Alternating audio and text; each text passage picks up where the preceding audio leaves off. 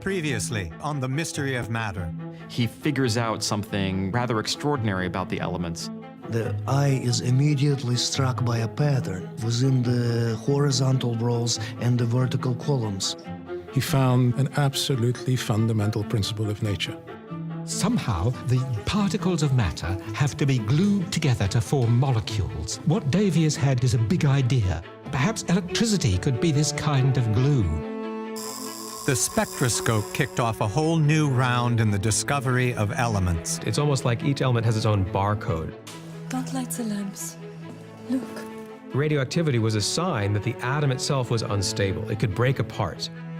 Scientists now had a pressing new question to answer.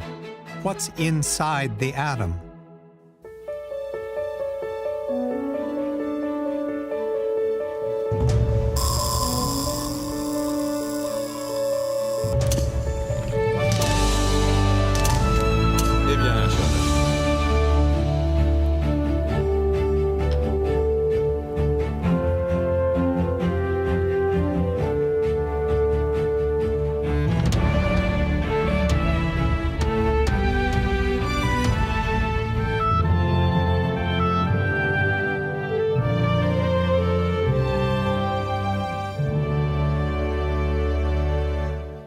Major funding for The Mystery of Matter Search for the Elements was provided by the National Science Foundation, where discoveries begin. Additional funding provided by the Arthur Vining Davis Foundations, dedicated to strengthening America's future through education, and by the following.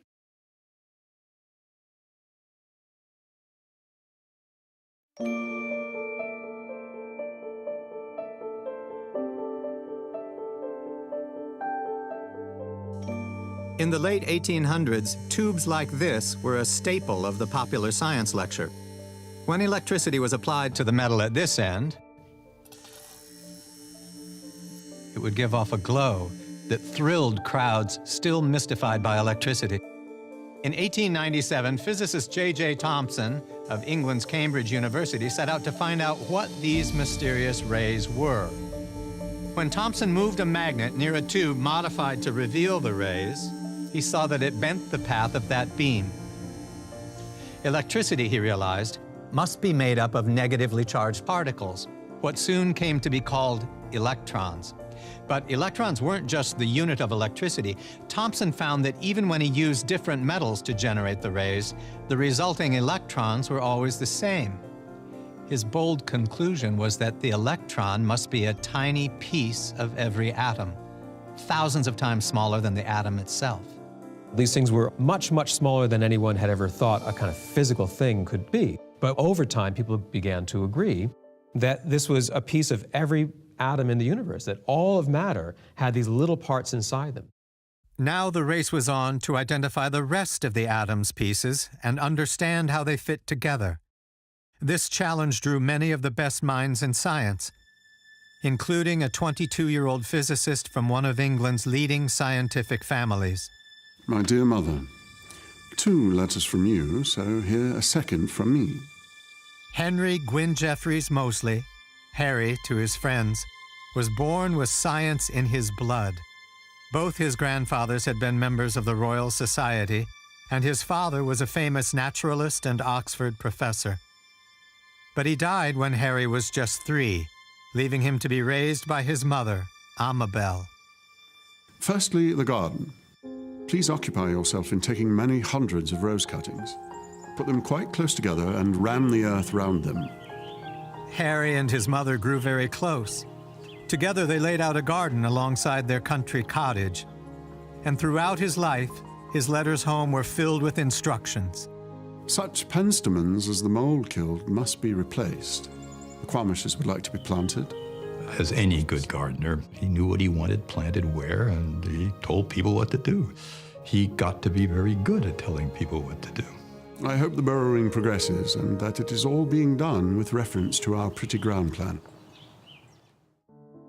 Moseley earned a degree in physics at Trinity College, Oxford, and then elected to pursue graduate studies 200 miles to the north in smoggy Manchester, whose industrialists had generously endowed the local university. The laboratory that Moseley came to in 1910 was, at that time, one of the most advanced physical institutes in the world. But for Moseley, the real attraction was that it was run by the brightest star in physics, an irrepressible New Zealander named Ernest Rutherford. Rutherford had leapt into the study of radioactivity as soon as Marie and Pierre Curie announced their findings.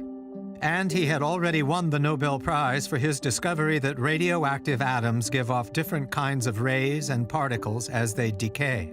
So by 1910, he was undoubtedly among the great physical scientists thinking hard about the nature of radioactivity, about how to understand atoms and their parts. Moseley was soon assigned a research project on radioactivity, and Rutherford kept close tabs on his progress. Good morning, Moseley. Well, how's it all going? He would daily make a round and visit all of the young workers where they were carrying out their experiments. And the tube is giving off alpha and gamma rays. They're producing secondary electrons. Papa, as they called him, you tried shielding? would pour out advice, often seeing right to the heart of the matter. That should do it. That should help. He was constantly at the elbows and shoulders of his young students, coaxing them on, offering advice on the nitty-gritty of experimental technique. He seemed to have the sort of magic hands to get things to work. Carry on, word Christian soldiers. It was a very happy atmosphere in his laboratory because it was like a band of brothers almost. Rutherford's band of brothers was one of the finest groups of young scientists ever assembled in one place. Among them were Hans Geiger, who would invent the radiation detector known as the Geiger counter, Charles G. Darwin, grandson of the great biologist, and James Chadwick, a future Nobel Prize winner. He had a very active group of young researchers who were wondering about ultimate questions of what's the nature of matter, with new discoveries practically every week. One of the most exciting discoveries came just a few months after Moseley's arrival, as Rutherford's team continued to probe the structure of the atom. They knew that J.J. Thomson's tiny, negatively charged electron was one piece of the puzzle, but that left two big unanswered questions. Since atoms are generally neutral, that meant that the atom itself had to somehow have a positive charge to balance the negative charge out. But where in the atom were the positive charges needed to offset those negative electrons? And a related question, since people knew by this point the electrons were so much less massive than the atoms themselves, where was the mass distributed? Rutherford and his students had been trying to answer these questions with the help of the positively charged alpha particles that poured out of radium during radioactive decay. They aimed a beam of alpha particles at an ultra-thin sheet of gold foil. Most of the time, these alpha particles would sail right through. But every now and then, some of these projectiles would actually bounce practically right back in their faces. And that was really, really unexpected. It was the most incredible thing that has ever happened to me. It was almost as if you had fired a 15-inch shell at a piece of tissue paper, and it came back and hit you. In late 1910, Rutherford came into the lab one day and announced he knew what this surprising result meant. It meant that the atom must be mostly empty space, but have some incredibly dense, hard center. If the atom's positive charge and most of its mass were concentrated in a tiny central core, it would let most particles sail through, but repel any positive charge that came near the center. Then you can give the incoming alpha particle a real kick, and sometimes turn it all the way around. So with that, we had this really quite brand new vision of the structure of the atom. Almost all of its mass was concentrated very, very tightly in a minute little space in what we would now call the nucleus. And then separated by mostly nothing. You have these negatively charged electrons that sort of whizzing around, but at a great, great distance on the scale of the atom. One of the most remarkable things about the atom is that it's mostly made of nothing. I think the feeling in those hallways, the laboratories of Manchester, was one of great excitement. They could sense that Rutherford and his team had literally cracked open a new view of matter.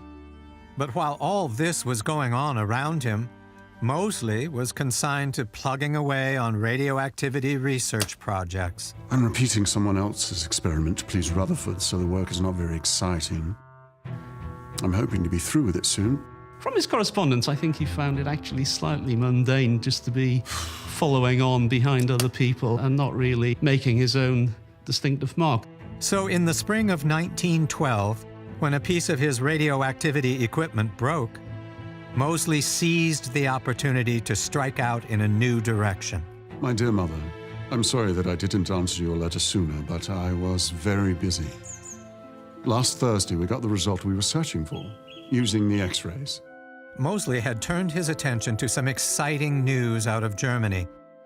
X-rays, the same rays that had so captivated the world 15 years earlier, had been found to have properties like those of light. Ever since Newton, it had been known that a prism could split light into a series of distinct colors, each with its own wavelength or frequency. What the German scientists had discovered was that X-rays could be split up, or diffracted, in the same way, with the help of a crystal. Only the resulting image was not a rainbow, but a symmetrical pattern of spots on a photographic plate. Power on. 15 volts and steady. Intrigued, Moseley asked Charles G. Darwin to join him in investigating this curious X-ray pattern. 220 degrees, 10 minutes. Darwin was actually a mathematician, and that's really why Moseley got hold of his services, because he knew that this was going to imply some complex mathematics. Moseley and Darwin concluded that the atoms inside the crystal were neatly arrayed in rows that reflected the X-rays to create the pattern of spots. Excited by this discovery, Moseley and Darwin asked Rutherford for permission to devote all their time to this new project. I don't really think that we are equipped. We don't really have the supervision for this sort of thing. Rutherford, who knew nothing about X-rays, was not very enthusiastic about this new departure, so he at first opposed it. Are you absolutely sure this is something you want to do? We were fired by our interest in this unexplored field. Had no idea where it would lead. At the time, X-rays were still mysterious. We simply wanted to know what they really were. Finally, we persuaded him to let us try. Okay, well, on the condition that if you run into trouble of any kind, you do... I think it was essentially their enthusiasm for the subject which convinced Rutherford that, yeah, this was worth a shot. And keep me informed Certainly. all along the way, okay? Certainly, sir. Okay. For 6 months, the two young researchers holed up in the laboratory. 220 degrees, 20 minutes. 15 volts and steady. I wish I were with you to see all the fresh spring, but here it's all work.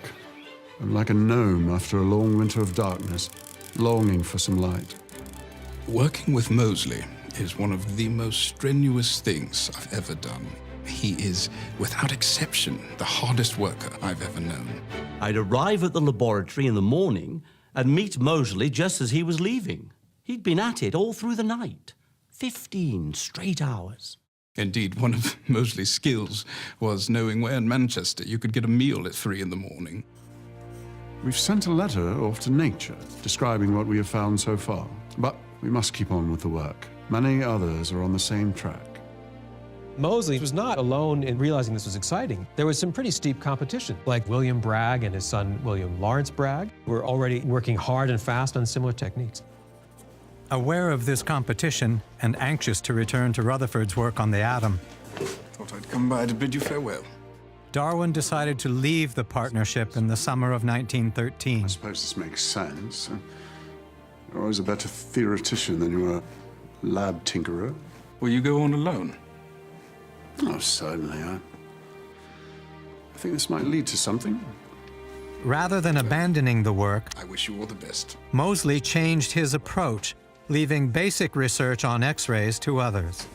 Moseley says, well, okay, I'm not quite sure what these things are, but I know perfectly well how to use them. Having done the basic work with Darwin, he decided to use the method as a tool to investigate the nature of the elements. And that is when his brilliant discoveries began.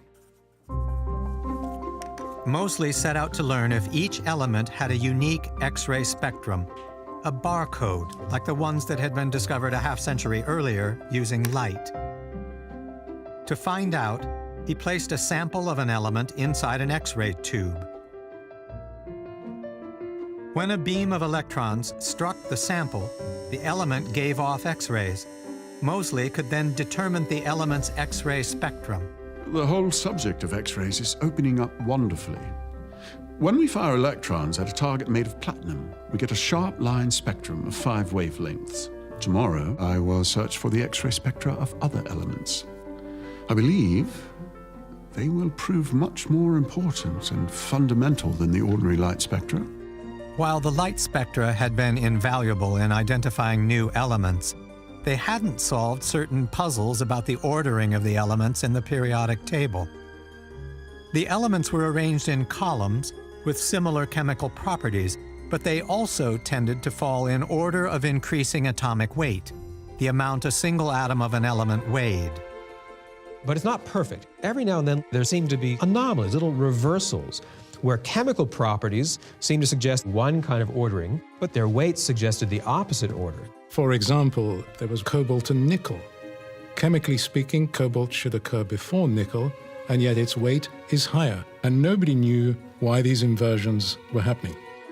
To find out if X-rays could solve this riddle, Moseley set out to test 10 neighboring elements in the periodic table, including that troublesome pair, cobalt and nickel.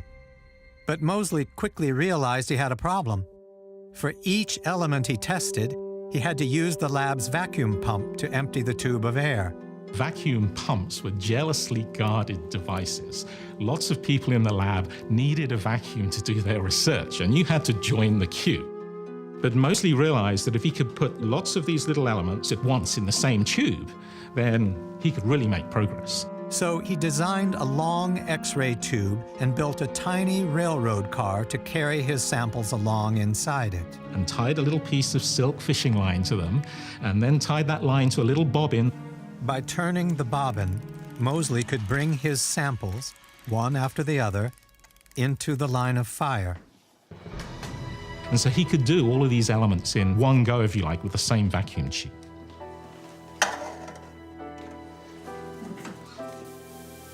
As each metal was struck by the electron beam, it gave off X-rays. When diffracted by a crystal, they created a series of lines on a strip of film. I've worked out a simple way of finding the wavelengths of my different elements.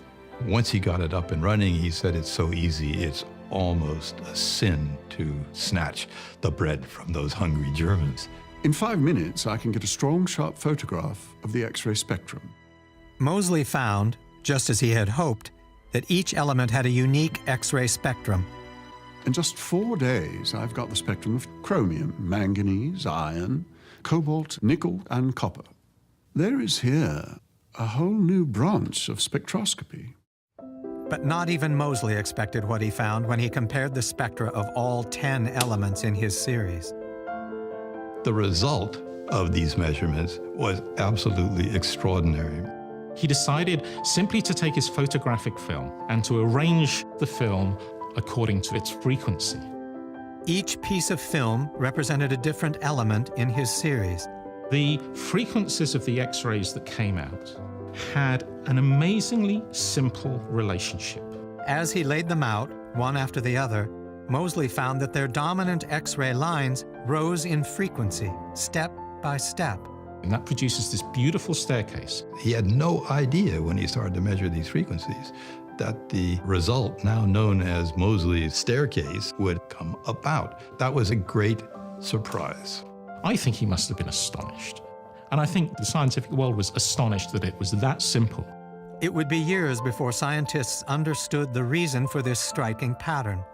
But Moseley knew at once he had made a fundamental discovery. He thought, now I have a means for the first time to really tell which element is which and to put them in a proper order. Moseley's X-ray lines showed that cobalt and nickel were just where they should be, even though their atomic weights were out of order. The conclusion was inescapable. The X-ray spectra of the elements didn't depend on their atomic weights, but on something even simpler. There was a remarkably simple relationship between the wavelength or the frequency of that X-ray that came out and something they came to call the atomic number of the element. Up to now, atomic number had simply referred to the number of an element's box in the periodic table. All the way back to Mendeleev, it's where in the row you are. It's counting one by one. But Moseley's results showed atomic number was much more than a convenient label. What we have here is proof that there's a fundamental quantity in the atom which increases by regular steps as we pass from one element to the next. This fundamental quantity can only be the charge on the central positive nucleus. Moseley had discovered that the nucleus was not one big positive blob, but a collection of positively charged particles that increased in number with each heavier element. Building on Moseley's work, Rutherford would soon discover this next piece of the atom, the proton, and show that each element in the periodic table is defined by the number of protons in its nucleus, its atomic number. Our experiments show that the atomic number always increases by a single unit from element to element. For hydrogen, the atomic number is 1, for helium, 2, for lithium, 3, and so on. Moseley's discovery put the periodic table in a whole new light. For the most part, elements were arranged in increasing atomic weight. But that's not the real reason for that tremendous order that we find among all the elements. It really is marching along atomic number, the amount of positive electric charge on that nucleus, none of which was known in Mendeleev's own day. Weights didn't matter. Something fundamental that was deeper in the atom was what mattered. Moseley's proof that the properties of an element are determined by its atomic number, not its atomic weight, ranks in importance with the discovery of the periodic law itself. In some respects, it's even more fundamental. Moseley and atomic number, that's really the crucial moment where we find out what an element really is. Ethereum, beryllium. Armed with his X-ray machine, Moseley could quickly sort through the dozens of supposed new elements chemists had claimed to have found, separating the real from the imagined. You could just distinguish between types of matter with a brand new technique, not dependent on their chemical properties, but by measuring the atomic number based on these X-rays. Moseley's X-rays allowed him not only to rule out elements that didn't exist, but also to predict what new elements would eventually be found. In 1914, Moseley measured the X-ray spectra of 30 additional elements beyond the first 10. They too fell into line according to atomic number, clearly revealing where elements were missing and where no new ones could fit. For the first time, one scientist marveled, 40, 41. It was possible to call the roll of the chemical elements, 43. To determine how many there were and how many remained to be discovered. The idea that somebody could know how many elements God created, but that was terrific. After Moseley's work, it was clear that there were 7 and only 7 elements remaining to be discovered. But since we can now predict the X-ray spectra of these elements, they should not be difficult to find. In 1914, Moseley's continuing work on the elements was interrupted when his country called. My dearest mother, I am now a second lieutenant in the Royal Engineers. England had been drawn into war by events in Europe. Like many others of his generation, Moseley felt a duty to serve. I was very lucky to get into the army so quickly because RE commissions are much in demand. He had a bit of difficulty actually getting into the army because he wasn't an engineer and the Royal Engineers wanted engineers. He badgered the recruiting officers to allow him in. By the summer of 1915, Moseley was stationed in Turkey. It gets hotter here by the day, and only cool nights and sea bathing keep life tolerable. I had mixed feelings about the enlistment of so many young men of science. Pride over their ready response to the country's call. Apprehension about irreparable losses to science. On August 3rd, 1915, he wrote from Gallipoli. My insides, return to duty and let me once more enjoy the good things which are sent us. Foremost among them, your Tiptree jam.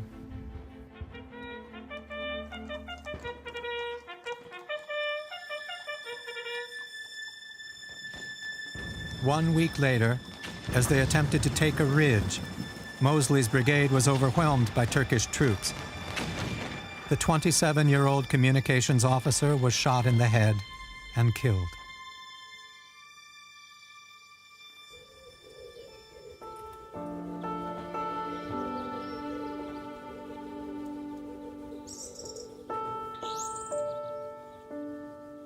The news of Moseley's death was a terrible shock at Manchester, because by that time it was already clear that Moseley was one of the most brilliant young physicists of his generation. In the scientific community, there was a big sense of outrage, particularly from Rutherford, because he did feel Moseley was someone special. The services he could have performed for his country. Instead, they exposed him to the chances of a Turkish bullet. Tributes poured in from around the world, none more moving than that of American physicist Robert Millikan, who had met Moseley during a visit to Rutherford's lab. He threw open the windows through which we can glimpse the subatomic world with a clarity never dreamt of before. 27 years old. If the European war had done nothing worse than snuff out this one young life, that alone would make it one of the most hideous crimes in history. In the decades after Harry Moseley's death, chemists found all the missing elements he had left room for. By 1945, every space was filled, from the lightest element, hydrogen, to the heaviest, uranium. The periodic table was complete, except it wasn't. By this time, the next generation of element hunters had already begun a whole new chapter. They had figured out how to create new elements, elements that didn't exist anywhere on Earth. The central character in these events was a young American chemist named Glenn Seaborg. He set out with a simple desire to make one of these new elements, but he would end up changing the world forever, unleashing a force of unimaginable destructive power.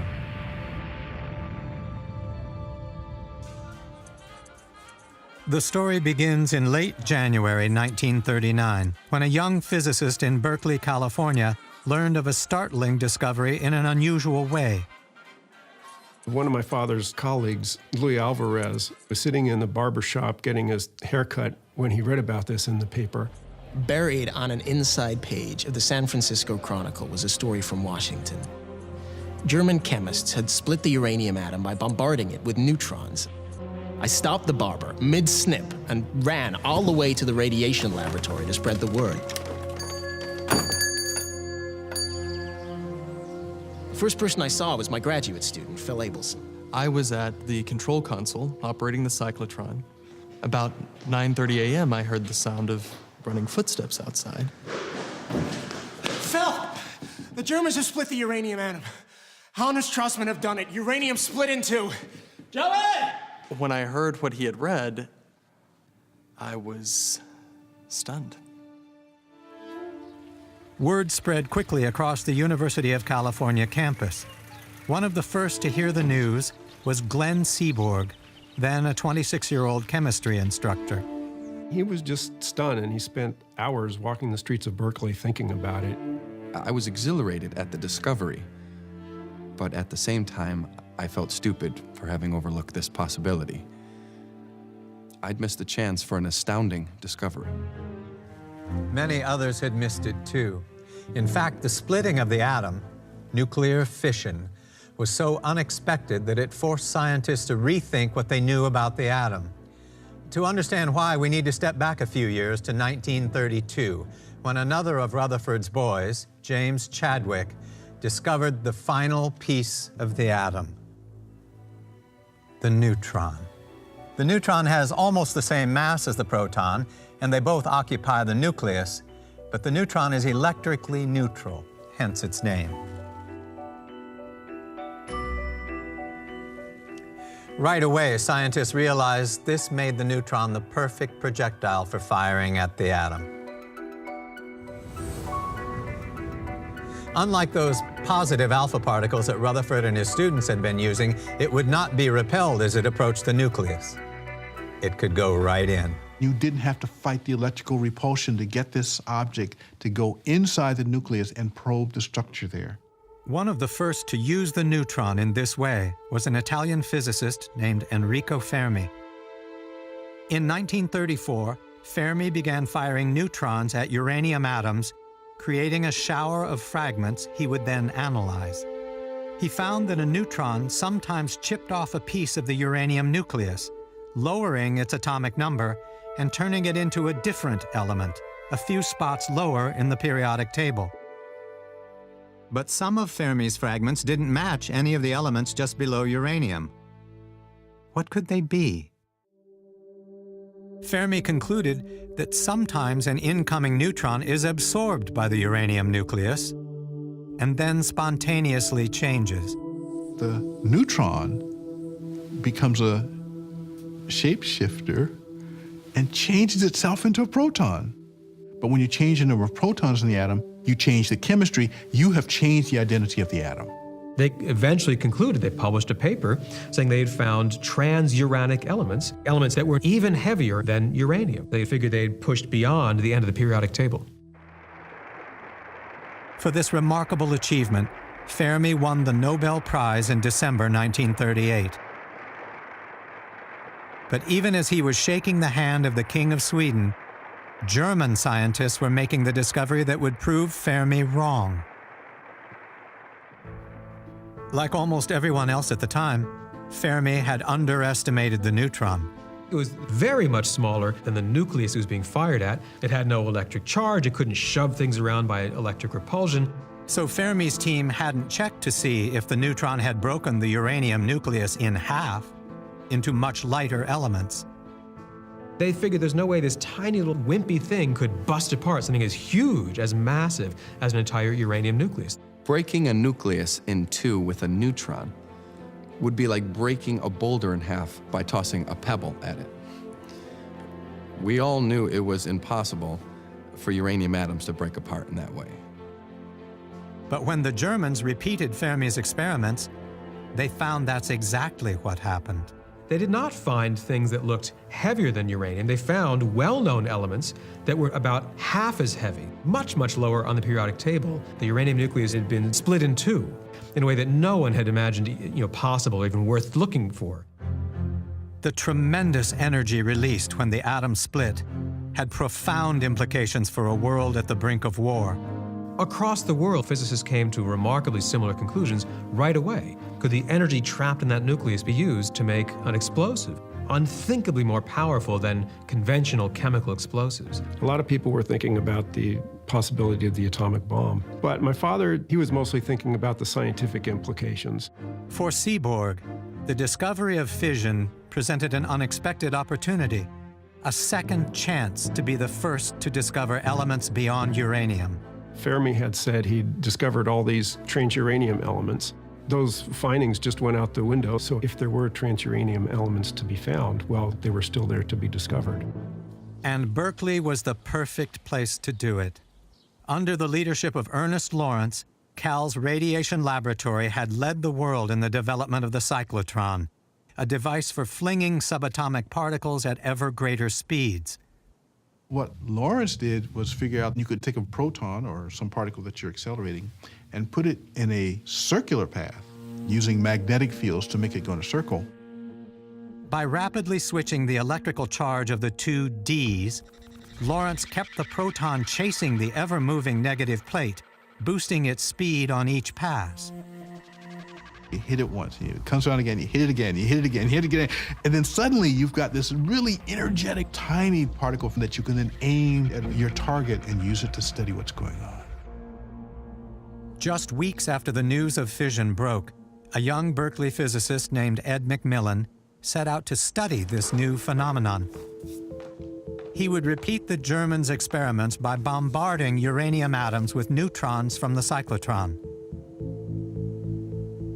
To prepare his target, he applied a thin layer of uranium oxide to a piece of filter paper. His goal was to split the uranium atoms and track how far the resulting fragments flew. Ed started by capturing the fission products in a stack of thin foils. But eventually, he found that cigarette papers worked just as well. He stacked the cigarette papers behind the uranium-coated filter paper. When this target was struck with neutrons from the cyclotron, atomic fragments would scatter in all directions. Some would burrow into the stack of cigarette papers, penetrating to different depths. Macmillan then checked the papers one at a time to see how far the radioactive fragments had traveled. As expected, he found different levels of radioactivity on each paper. The surprise came when he measured the target itself. It was much more radioactive than expected, suggesting that one product of the reaction hadn't moved at all, but remained on the filter paper. This lack of mobility implied that it might not be a fission product at all. As the possibilities raced through Macmillan's mind, he quickly arrived at an explanation. This fragment had stayed put because it was much heavier than the others.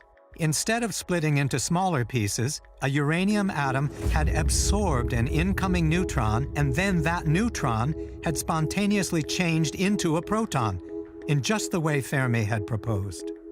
What Macmillan was seeing was what Fermi thought he was seeing. If so, this would be a brand new form of matter, the real element 93. But to prove it, he would need to show that its chemistry was unlike any other element, a precaution Fermi hadn't taken. For help on this, Macmillan turned to an old friend, Phil Abelson, who was back in Berkeley on a short vacation. Phil Abelson was really taken by this activity Macmillan had found, and he decided he was going to follow up on it. It was certainly a very productive vacation because it didn't take him long, really a few days, to rule out that it was any of the other elements 92 and down.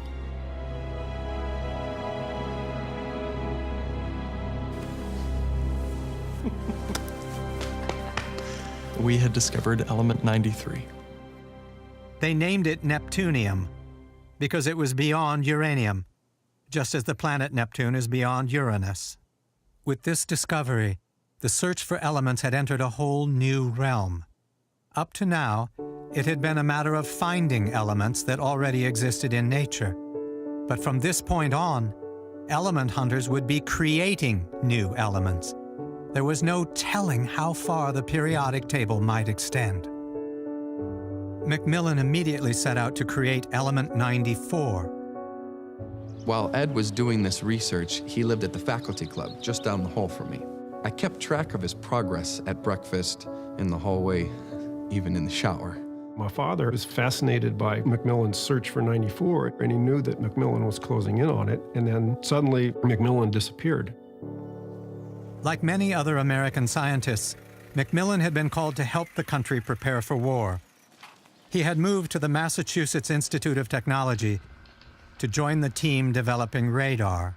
So my father wrote to him and asked him if he could continue with this project looking for 94 as a collaborator. And Ed Macmillan very graciously said, yes, I'd be delighted if you would do so. If Ed had left for MIT just a few months later, he certainly would have been the one to find element 94. As it was, I was in the right place at the right time. It would be the discovery that changed everything for me. As a chemist, Seaborg was thrilled at the chance to create a new element. But he conducted his research with one eye on the changes that were sweeping the world. In the past year, Germany had invaded Poland. France and Great Britain had declared war. Italy had sided with Germany. Fighting now raged across much of Europe and North Africa. Albert Einstein, alarmed at these events and aware of Germany's head start in nuclear research, had written to President Roosevelt, urging him to launch an American effort to create an atomic bomb, powered by the fission of uranium. By now, it was clear there are two very different kinds of uranium. Only one of them was easy to split. The one that would do that most readily was a very unusual kind of uranium that had fewer neutrons in the nucleus, this very fissionable, potentially explosive kind of U-235. But that's only about 1% of all the uranium. The much more common element is the uranium-238, but it doesn't fission. But Seaborg realized he might be able to turn this inactive uranium into a new element that was capable of splitting. We knew early on that element 94 could be a big prize. If we could transform U-238 into a fissionable material, we would increase 100-fold the amount of material usable for a bomb. With this goal in mind, Seaborg picked up where Macmillan had left off. He knew from Macmillan's work that uranium bombarded with neutrons sometimes changed into neptunium. But neptunium itself was radioactive, spontaneously changing form. Could it be shape-shifting into element 94? To find out, Seaborg and graduate student Arthur Wall used the Berkeley cyclotron to create a sample of neptunium, in the same way Macmillan had. Arthur, what we want here is the sample directly in line. You see? They would then watch for signs that neutrons inside it were changing into protons, forming element 94.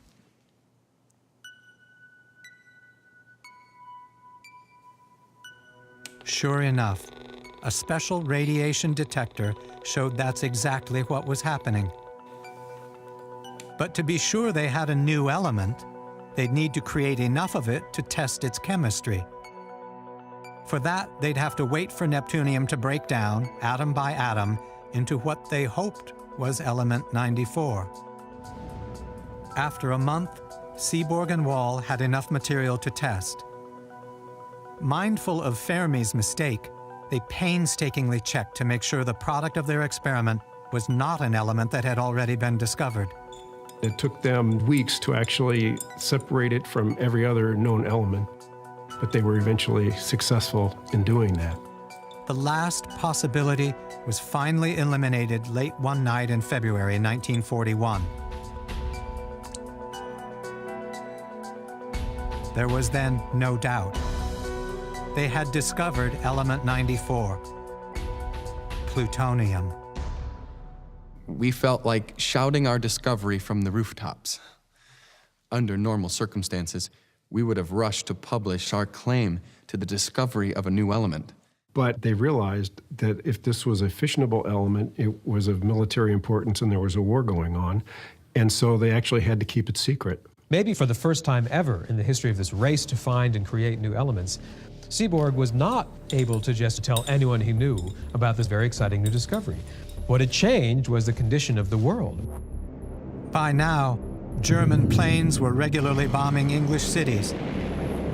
Japan had entered the war. And there were reports that Adolf Hitler had launched an effort to create an atomic bomb. In response to Einstein's plea, President Roosevelt had authorized a modest research program into the possibility of a weapon fueled by the fission of uranium-235. And Seaborg realized here's a type of material he'd made from scratch in the laboratory that might be an even more efficient fuel for that kind of weapon. But was it? Discovering plutonium was just the first step. Seaborg would need to create much more of it to find out if this new element was capable of fission. Joining Seaborg to answer this critical question was Emilio Segre, a Jewish physicist who had fled Italy amidst rising anti-Semitism.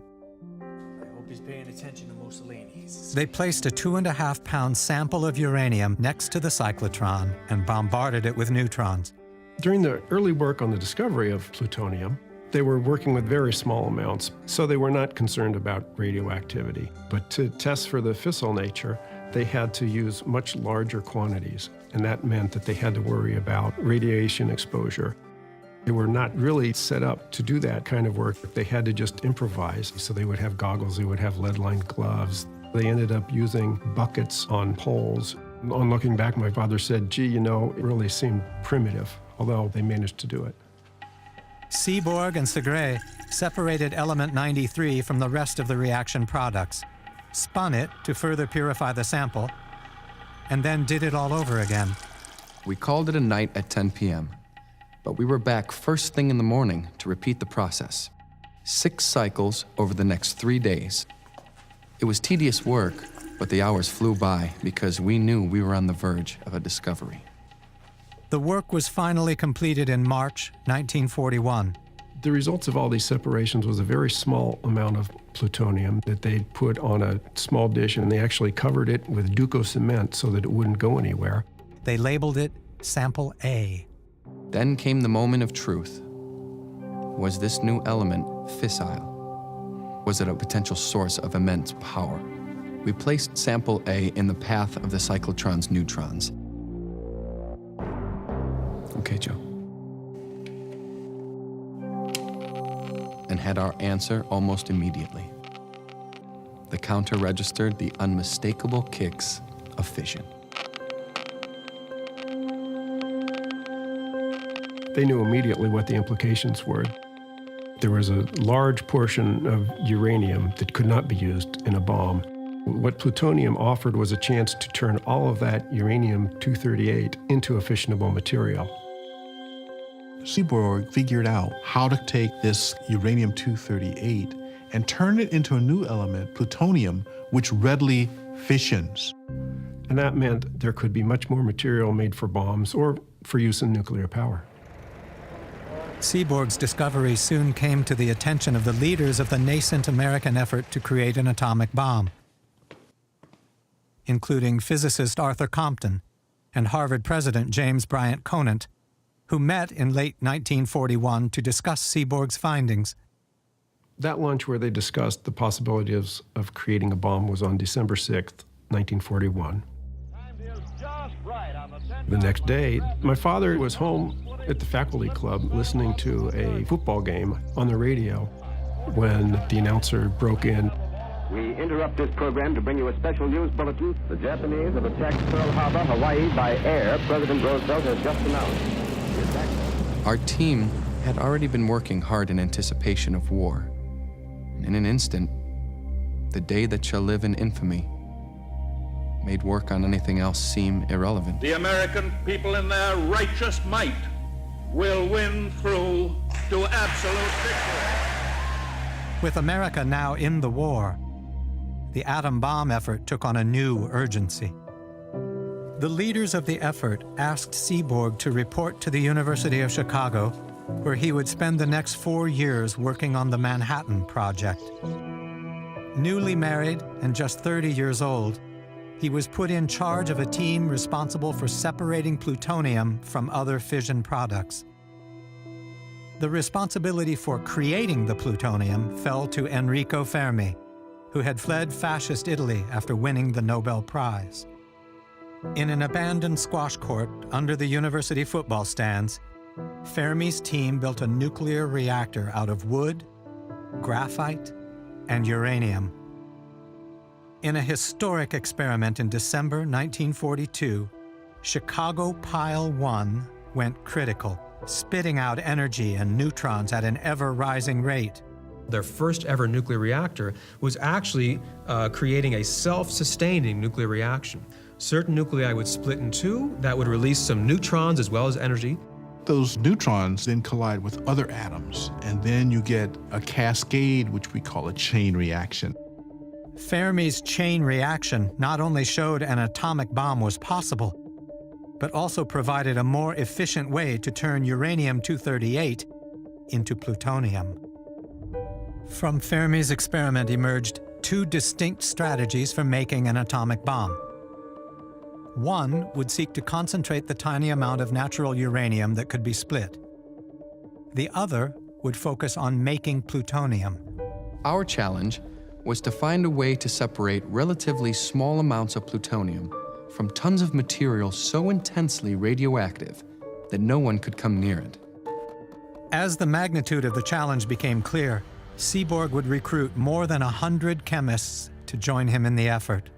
No matter what you do with the rest of your life, I said, nothing will be as important as your work on this project. It will change the world.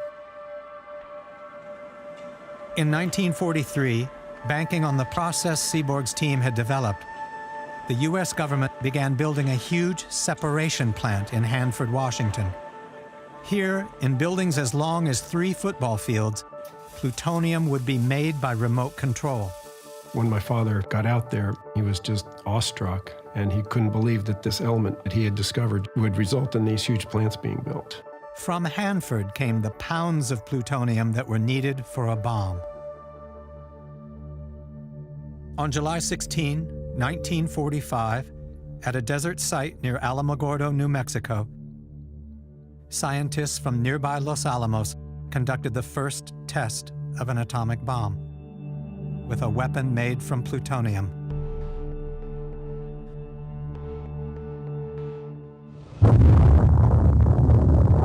A blinding flash of light and a deafening explosion signaled the beginning of the nuclear age. Just 3 weeks later, an American bomber dropped a uranium bomb on the city of Hiroshima, killing 100,000 Japanese. 3 days after that, a plutonium bomb destroyed the city of Nagasaki, finally bringing the war to an end.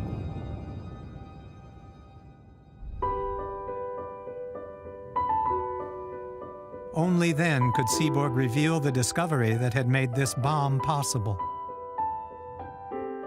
For their discovery of the first two elements beyond uranium, Ed McMillan and Glenn Seaborg won the Nobel Prize in Chemistry. But Seaborg wasn't content to rest on his laurels. Seaborg had the ambition to create more new elements, go beyond element 94, beyond plutonium. So even before the war ended, he and his Chicago team had resumed the hunt for new elements. Thank you, Bob Murphy, and good evening, everyone. Welcome. Late in 1945, my father was on a radio program called The Quiz Kids. Distinguished scientist, Dr. Glenn T. Seaborg. And one of the kids asked him, as kids do, have you found any new elements lately? Oh, yes, Dick. Recently, there have been two new elements discovered, elements with atomic number 95 and 96. And that's how the world came to know about americium and curium. Back at Berkeley after the war, Seaborg and his team continued their quest, bombarding heavy elements with smaller ones in hopes they would fuse to form a brand new type of matter. They created 5 new elements in the next 10 years, including berkelium and californium, and rearranged the periodic table in the process. Since Seaborg and McMillan first ventured beyond uranium, more than 25 new entries have been added to the table, including elements named for Lorentz, Mendeleev, Fermi, Einstein, Curie, Rutherford, and Seaborg himself.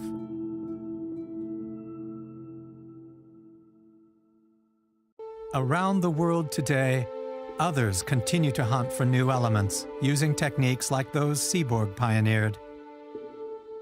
So far, there are 118 known elements, each with its own distinct personality.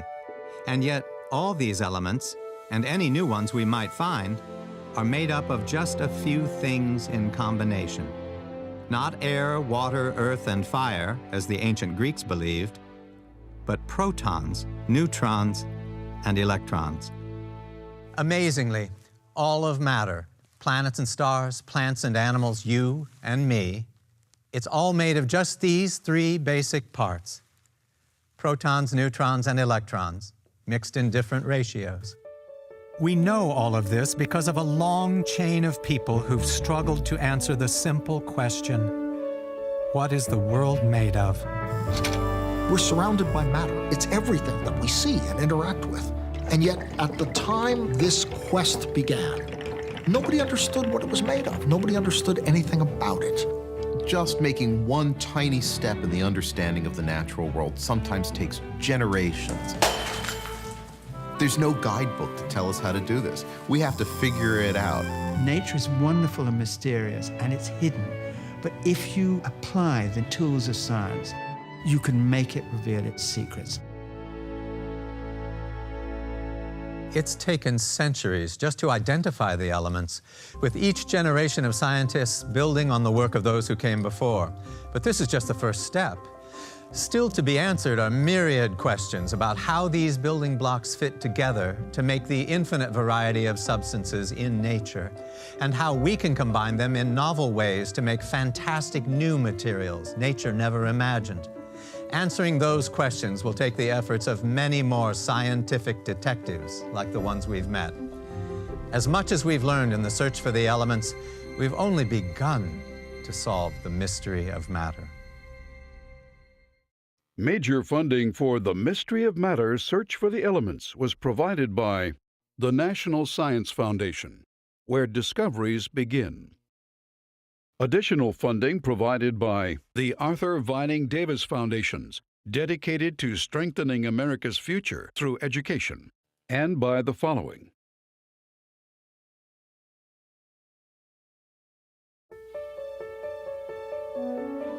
To learn more about the search for the elements and watch bonus videos on the featured scientists, visit pbs.org/Mystery of Matter.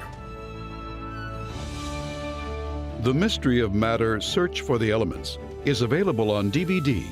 To order, visit shoppbs.org or call 1-800-PLAY-PBS.